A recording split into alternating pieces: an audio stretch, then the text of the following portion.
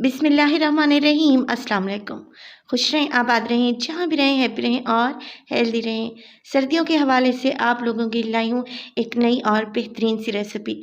आज मैं बना रही हूँ गजरेला या फिर जिसे गाजर की खीर भी कहा जाता है।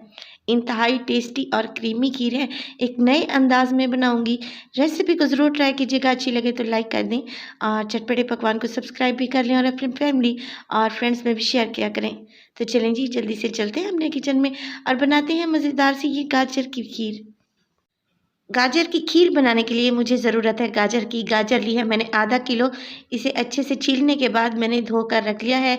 इसको करेंगे कद्दूकस और एक साइड पे रख देंगे। इसके अलावा 1 कप है मेरे पास चावल। ये टूटे हुए चावल हैं, 2 घंटे पहले ही मैंने इन्हें भिगो दिया था। अगर आप कच्ची बासमती यूज़ कर रहे हैं तो फिर आप इन्हें भिगो दें और भिगोने के बाद किसी ग्राइंडर में डालकर हल्का सा पीस लें। इसके बाद क्या करेंगे, मेरे पास है यहाँ पर एक कढ़ाई में डालूंगी तकरीबन 2 टेबलस्पून घी। यहाँ पर आप देसी घी इस्तेमाल कर सकते हैं या बासमती। आपने ऑयल हरगिज़ यूज़ नहीं करना। घी में डालेंगे 3 से 4 छोटी इलायची ताकि अच्छी सी खुशबू आए। ये है मेरे पास मिक्स ड्राई फ्रूट्स, जिसमें मेरे पास है बादाम, काजू और पिस्ता बारीक बारीक से मैंने चॉप कर लिए हैं। इसके बाद डालूंगी तकरीबन 2 से 3 टेबलस्पून है मेरे पास किशमिश के। इसे भी मैंने अच्छे से साफ़ कर लिया है। बस जी, ड्राई फ्रूट जो भी डालें अपनी मर्ज़ी का डालें और इसको हल्का सा ऑयल में हमने फ्राई कर लेना है। बहुत ज़्यादा कलर नहीं देंगे वरना ड्राई फ्रूट कड़वा पड़ जाएगा। हल्का सा ही भूनें 20 से 30 सेकंड के लिए और फिर इसमें शामिल कर दें दूध। दूध मेरे पास है यहाँ पर 2 लीटर के बराबर और मैं खुला दूध इस्तेमाल कर रही हूँ। अच्छी क्वालिटी का गाय का या फिर भैंस का आप लोगों ने दूध ले लेना है। अगर नहीं अवेलेबल तो फिर डब्बे वाला दूध भी यूज़ कर सकते हैं। दूध डालेंगे, साथ के साथ इसमें डालेंगे भीगे हुए चावल। चावल लाजमी आपने 2 घंटे पहले ही भिगो कर रख देने हैं। इसी स्टेज पर मैं इसमें डालने लगी हूँ, मेरे पास है कद्दूकस की हुई गाजर।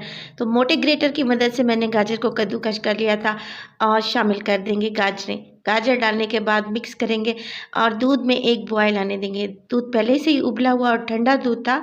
अगर कच्चा दूध इस्तेमाल कर रहे हैं तो कोई इशू नहीं है, क्योंकि दूध को यहाँ बॉयल ही हमने करना है। बस जी, दूध को उबाल आने दें।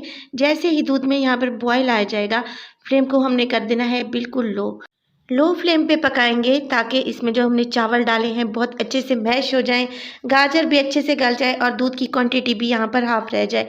तो तकरीबन इसे पकाएंगे 20 से 25 मिनट के लिए। मुसलसल चम्मच चलाते रहें ताकि जो चावल मैंने इसमें डाले हैं अच्छे से मैश हो जाएं। बस जी, 20 से 25 मिनट के बाद देखें खीर इस कंडीशन में आ चुकी है। चावल बिल्कुल अच्छे से मैश हो गए हैं और गाजर भी अच्छे से गल चुकी है। चावल मैंने मैश किस तरीके से किए हैं देखें, इस तरीके से चम्मच की मदद से मैं इनको घोटा लगाती रही हूँ ताकि चावल इसमें मैश हो जाएं और अच्छी सी हमारी खीर तैयार हो सके।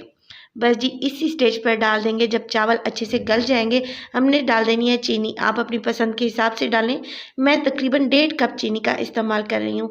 चीनी डालेंगे, चीनी डालने के बाद मिक्स करेंगे। खीर हल्की सी दोबारा से पतली हो जाएगी क्योंकि चीनी अपना पानी छोड़ती है।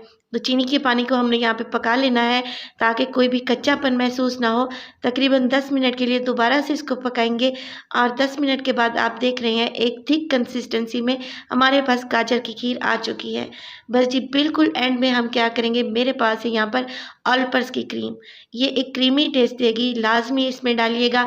इससे खीर का जायका नेक्स्ट लेवल तक पहुँच जाता है और बहुत ही क्रीमी और मज़ेदार सी खीर तैयार होती है। पूरा 1 पैकेट मैंने ऑल पर्पस का शामिल कर दिया है। आप किसी भी अच्छे ब्रांड की क्रीम ले सकते हैं। मिक्स करेंगे, मज़ीद 1 से 2 मिनट के लिए ही पकाएंगे और माशाल्लाह से देखें कैसी ज़बरदस्त हमारी गाजर की खीर तैयार है। इसको रूम टेम्परेचर पे आने दें। जब रूम टेम्परेचर पे आ जाएगी खीर तो फिर हम इसको रखेंगे फ्रिज में और बाकी का काम करेंगे। तो चलें जी, फ्लेम को ऑफ कर देते हैं और यहाँ पर देखें खीर को मैंने सर्व कर दिया है। इसको रूम टेम्परेचर पे ले के आने के बाद मैंने इसको फ्रिज में रखा था और ये अच्छी खासी ठंडी हो चुकी है। गार्निश करेंगे बचे हुए पिस्ते बादाम से। माशाल्लाह से बहुत क्रीमी और ज़बरदस्त सी खीर तैयार हुई है। किसी दावत पे बना लें या घर वालों को बना के खिलाएं और आपकी तारीफ ज़रूर होगी इंशाल्लाह। रेसिपी को ज़रूर ट्राई कीजिएगा। अच्छी लगे तो लाइक कर दें और चटपटे पकवान को सब्सक्राइब भी कर लें और अपनी फैमिली और फ्रेंड्स में भी शेयर किया करें। तो अपना बहुत सारा ख्याल रखिएगा। फ़ाइज़ा को भी अपनी दुआओं में याद रखिएगा। मुझे दीजिए इजाज़त। टिल देन, अल्लाह निगहबान।